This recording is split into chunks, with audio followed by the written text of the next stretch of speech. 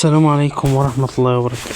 سمعنا أكيد كلنا المباراة الممتعة امبارح بين الزمالك وبيراميدز، وكلنا أكيد شوفنا تألق اتنين من أفضل لعيبة الزمالك في الفترة اللي فاتت دي كلها، وهم خوان بيزيرا وناصر منسي.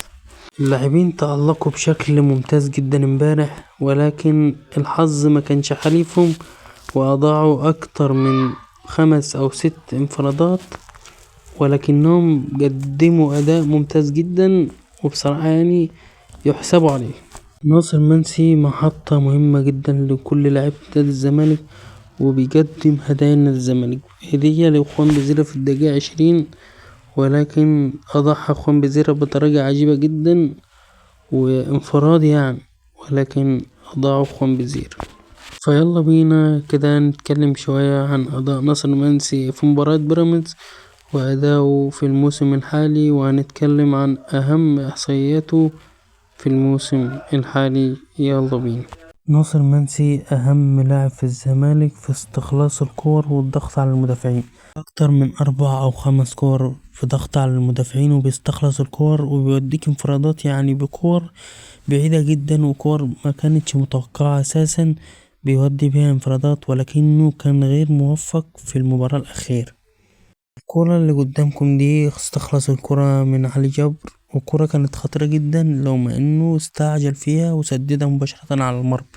كان معاه فتوح، كان بلمسة بسيطة جدا كانت ممكن يعمل انفراد لفتوح وهدف يخلص في كرة سهلة جدا، ولكنه استغل خطأ المدافع وخد الكورة وسدد على طول. ودي كانت الغلطة الوحيدة عند ناصر منسي في كرة زي دي، لو كان بصيها لفتوح هدف عالمي، ولكن هو استعجل فيها وسدد مباشرة على المرمى. وأكيد كلنا شفنا ركلة الجزاء اللي كانت سبب الفوز وسبب صدارة الدوري، واستخلاص كورة أكتر من رائع من ناصر منسي، واستغل خطأ المدافع في انه يخطف الكورة بلمسة واحدة بس. غلط أحمد الشناوي اللي خلاه باع نفسه ولمس الكورة بس، واستغل الخطأ وفاز بركلة جزاء كانت سبب ان هي تخلي الزمالك يتصدر المباراة، وكانت سبب الفوز. وركلة الجزاء اللي سببها حسام عميد. هنا بقى بيظهر دور ناصر منسي وفي استخلاص الكور وفي استغلال أخطاء المدافعين في انه يكسبك مباراة كانت يعني صعبة جدا ومباراة متقفلة جدا، ولكنه استغل الخطأ وفاز بركلة جزاء كانت سبب الفوز. فطبعا كل الشكر والتقدير لناصر منسي على الأداء الممتع والأداء الممتاز ده اللي بيقدمه في المباريات، وبنتمنى له طبعا كل التوفيق. لعب 13 مباراة من 18 في الدوري، سجل 3 أهداف وصنع 3 أهداف، وأداء ممتع أداء ممتاز. نتمنى له طبعا كل التوفيق في المباراة اللي جاية مع نادي الزمالك.